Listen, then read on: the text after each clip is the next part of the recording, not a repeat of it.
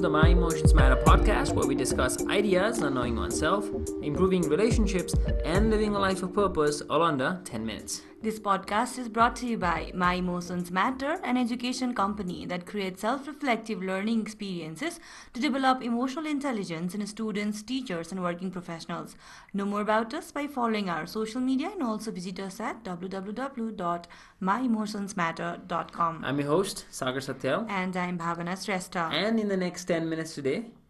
we'll be talking about how we can observe ourselves from a third person perspective and how doing that, although initially एकदम weird and crazy लागे पनि हैन कसरी त्यसले चाहिँ अलिकति भ्याल्यु एड गर्न सक्छ हाम्रो लाइफमा भन्ने बारेमा चाहिँ हामी डिस्कस गर्छौं। अब यसमा आजको रिफ्लेक्टिभ क्वेशन त लास्टमा सोध्ने हो, तर सुरुमै भन्नु पर्दाखेरि चाहिँ do you think people do this, धेरैजना मान्छेहरू to just observe themselves from a third person perspective? त्यतिकै सोच्दा I'm not sure, तर धेरैजनाले गर्दैन होला। अलिकति वियर्ड छ नि त, त्यस्तो थर्ड पर्सन भएर को भएर हेर्ने त भन्ने पनि हुन्छ, क्वेसन आउँछ जस्तो लाग्छ। अनि मेबी कहिलेकाहीँ सिचुएसन भएको बेलामा चाहिँ हेर्छ पनि होला, मतलब प्रब्लम भएको बेलामा हेर्छ पनि होला, तर इन जेनरल त्यस्तो खासै हेर्छ जस्तो चाहिँ मलाई पर्सनली लाग्दैन। मलाई आएको थट्स चाहिँ के हो भने त्यसरी अलिकति थर्ड पर्सन पर्सपेक्टिभबाट आफूलाई हेऱ्यो भने चाहिँ can that allow us to detach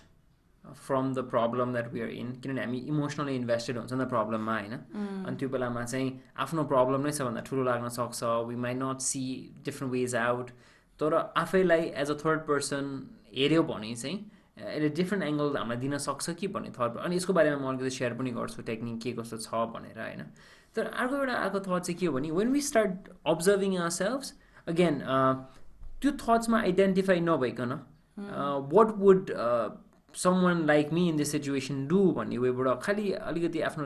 प्रब्लमलाई reframe गर्न चाहिँ हेल्प गर्छ कि जस्तो लाग्छ। आई नो मान्छे त्यही हो, प्रब्लम त्यही हो, कहिलेकाहीँ चाहिँ हेर्ने दृष्टिकोण भन्छ नि त्यसले मात्र डिफ्रेन्ट हुँदाखेरि चाहिँ I feel like that kind of helps. Have you ever done this? Have you ever tried seeing yourself from a third person perspective? Yes, I have. अब सिचुएसन्सहरू कस्तो खालके हुन्छ भने कहिलेकाहीँ चाहिँ डाउट पनि भएको बेला पनि, जस्तो यो सोलोमन्स प्याराडक्स भन्छ नि होइन, त्यो सोलोमन्स प्याराडक्स चाहिँ अब कसरी भन्दाखेरि we as a person are very good at giving advice to others, तर त्यही एडभाइस चाहिँ we don't follow it ourselves और we don't give it to ourselves, त्यसरी भनौँ न हैन। यसको म स्टोरी क्विक ब्याक स्टोरी भनिहाल्छु and then you can continue. So Solomon भन्ने नाम चाहिँ किन भने, so there is a story about एउटा राजा जो चाहिँ जसको नाम सोलोमन थियो, धेरै अगाडिको कुरा, एन्ड ऊ चाहिँ एकदमै खतरा एट गिभिङ एडभाइस होइन। So people would walk so many days just to come to हिम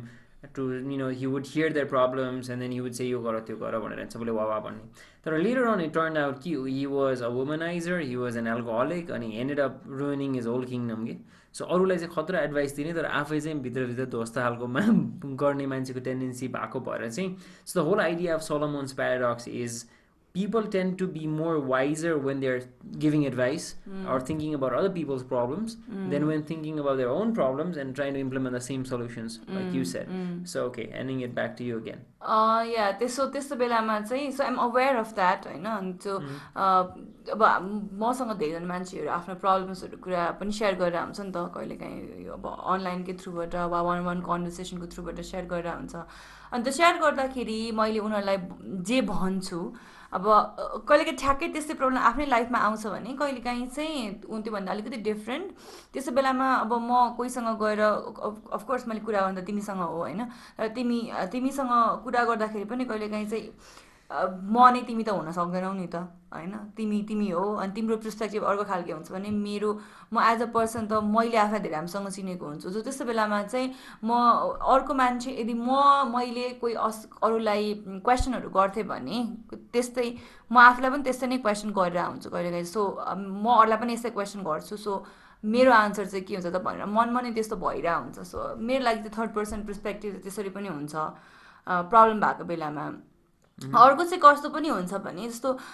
यो चाहिँ कम्प्लिटली डिफ्रेन्ट उसमा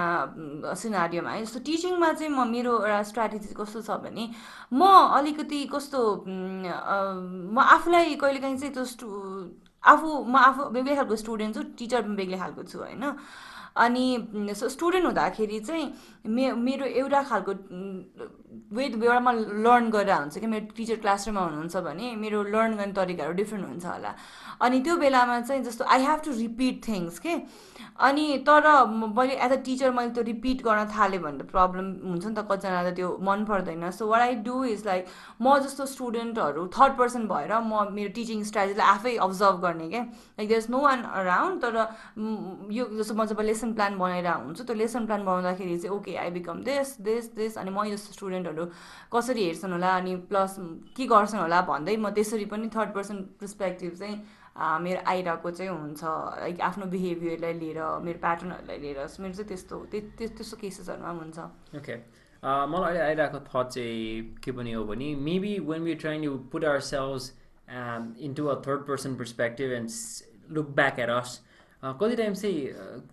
थट प्रोसेसमा मात्र चलाउँदा चाहिँ गाह्रो हुनसक्छ so I think another helpful strategy would be whatever thoughts you're having as a third person perspective just writing it down जस्तो भनौँ न सो सागर भन्ने मान्छे चाहिँ अहिले यस्तो सिचुएसनमा परेको छ अनि यसो बुझ्दाखेरि चाहिँ उसँग चाहिँ यस्तो यस्तो अप्सन रहेछ उसले चाहिँ यसरी सोचिरहेको रहेछ भनेर सो मैले सागर ही भनेर गर्दाखेरि चाहिँ अलिकति थर्ड पर्सन पर्सपेक्टिभबाट चाहिँ अन पेपर चाहिँ त्यसले आफ्नो प्रब्लमलाई अलिकति कन्टेक्स्ट एउटा नयाँ दिन सक्छ वा अलिकति मोर होलिस्टिकली हेर्नलाई इनेबल गर्न सक्छ जस्तो पनि लाग्छ it's amazing how sometimes you just sit down and this something I do म चाहिँ कति बेला युज गर्छु भन्दाखेरि चाहिँ स्पेसली रिलेसनसिपको कुराहरूमा जस्तो लभ रिलेसनसिप मात्र होइन आफ्नो लभड वान्स होइन अब सिग्निफिकेन्ट अदरसँग मात्र नभइकन चाहिँ समटाइम्स अब प्रोफेसनली पनि कहिलेकाहीँ कोही मान्छेसँग केही चित्त बुझ्दैन नि त And if you don't take a pause, which we've talked about in the previous episodes, and it's so easy to explode and then say things that you might end up regretting later. You will definitely end up regretting later. Right? यसको लागि चाहिँ मैले चाहिँ के एउटा technique use गर्छु भने चाहिँ so I sit down on my laptop and then म नोट्स खोल्छु होइन अनि म थर्ड पर्सन पर्सपेक्टिभबाट चाहिँ सागर भन्ने मान्छेलाई चाहिँ अहिले यस्तो भइरहेछ उसलाई यो कुरा चित्त बुझिरहेको छैन भनेर म एकदम भर्र लेख्छु कि instead of worrying about the grammar or the के अरे यो एनराइटिङ त भन्नु मिल्दैन टाइप गरे भएर होइन spelling errors and all of that structure त्यो गर्छु अनि पछि एकचोटि सर पढ्दाखेरि चाहिँ the problem does not seem that big anymore कि एकैछिनपछि हेर्दाखेरि चाहिँ सो कहिलेकाहीँ चाहिँ इमिडिएट रियाक्सनलाई डिले गराउनलाई पनि I think this is a really nice technique that you can use from a third person perspective so तिमीले सेयर गरेको चाहिँ it's more to also problem solving पनि भयो सल्युसन्सको लागि पनि भयो होइन मैले हेरेको चाहिँ इमिडिएटली आफ्नो रियाक्सन डिले गराउनको लागि पनि थर्ड पर्सनबाट हेर्न सक्यो भने चाहिँ I think it's really useful अनि ओभरअल लाइफकै कन्टेक्स्टमा हेऱ्यो भने प्रब्लम नै हुनुपर्छ जस्तो पनि लाग्दैन मलाई कहिलेकाहीँ हामी जब रिफ्लेक्ट गर्छौँ नि एउटा मिटिङबाट आयो भने चाहिँ ओके मिटिङमा सागर भन्ने मान्छेले चाहिँ आज यसरी चाहिँ पार्टिसिपेट गर्यो वा यस्तो गर्न सक्थ्यो होला भनेर पनि हेऱ्यो भने I think just gives a different dimension to the way we reflect अर्को चाहिँ मलाई लाग्ने भनेको यसले आफ्नो सेल्फ स्टिमलाई पनि राम्रो बनाउँछ जस्तो लाग्छ है जस्तो इक्जाम्पल चाहिँ इफ धेरै जस्तो हाम्रो बानी चाहिँ कस्तो हुन्छ भने आफूले गरेको कामहरू चाहिँ अब कोही कोही गर्छन् होइन गर्दाखेरि कस्तो अनि आफ्नो बारेमा कसैले भन्यो भने पनि कस्तो अप्ठ्यारो लाग्ने होइन अनि जस्तो राम्रै गरेछ अप्रिसिएट गर्यो भने पनि त्यो अलिकति गाह्रो हुने होइन आफ्नो केही भने हेर्न गाह्रो हुने म हो र भन्ने खालको जस्तो फिलिङ हुँदाखेरि चाहिँ what we can do is like I भनेर भन्नुभन्दा पनि यो मान्छेले यस्तोबाट यहाँबाट like she did this she did that and now she is doing this भन्दै हेऱ्यो भने चाहिँ कहिलेकाहीँ त्यो कनेक्सनहरू भेटिन्छ अनि अर्को थर्ड पर्सन जसरी हामीलाई जस्तो अरूलाई अप्रिसिएट गर्न सजिलो हुन्छ आफूले आफूलाई अप्रिसिएट गर्न गाह्रो हुन्छ भने चाहिँ त्यो थर्ड पर्सनलाई अप्रिसिएट गर्यो भने पनि आफ्नो because the third person is yourself नि त एट द एन्ड सो त्यतिखेर चाहिँ आफ्नो सेल्फ एस्टिम पनि अलिकति बुस्ट हुन सक्ने चान्सेस चाहिँ हुन्छ जस्तो लाग्छ मलाई so that might also be helpful if you are also यो गोइङ थ्रु अलिकति सेल्फ एस्टिम इस्युजहरू अनि आफूले आफूलाई सेल्फ लभ गर्न गाह्रो भइरहेछ अप्रिसिएट गर्न गाह्रो भइरहेछ भने you can like look yourself from other person's perspective अनि त्यस पछाडि चाहिँ अनि यस अनि त्यस पछाडि त्यही भयो त्यस पछाडि चाहिँ मेबी अलिकति त्यो मान्छेलाई अप्रिसिएट गरिसक्ने बित्तिकै that means you appreciating yourself भन्ने त्यो फिलिङ पनि राख्न चाहिँ अलिक सजिलै हुन्छ I find that one particularly very interesting because like you said appreciate गर्यो तर appreciate गर्नलाई someone or something has to exist and त्यो एक्जिस्ट गरेको कन्टेक्स्टमा पनि just giving it that recognition कि एक्जिस्ट गर्छु है म भनेर चाहिँ आफैलाई हेर्न गाह्रो भइरहेको छ नि त्यसलाई एउटा अर्को मान्छे बनाएको हिसाबले हेऱ्यो भने I think that's really interesting त्यो सेन्समा चाहिँ okay so we discussed a few things today there are different techniques and some might work for you again, some might not, so you say एकदम absolute formula भन्दा पनि we're just trying to have a conversation and talk about things that really matter because our emotions matter and they affect everything we do. So आजको reflective question चाहिँ के हो त using the third person perspective? यो चाहिँ धेरैले गर्नु जस्तो अलि लाग्दैन होइन so we just want to no एकचोटि ट्राई गर्नुहोस् होइन केही भए बेलामा कोही हुनुहुन्छ रेगुलर लिसनर्सहरू हाम्रो हुनुहुन्छ अनि दे डु ट्राई हामी भनेको कुराहरू होइन सो ट्राई गर्नुहोस् र वी वुड अप्रिसिएट योर हुन्छ नि एक्सपिरियन्स कस्तो भयो तपाईँले युट्युबमा पनि कमेन्ट गर्न सक्नुहुन्छ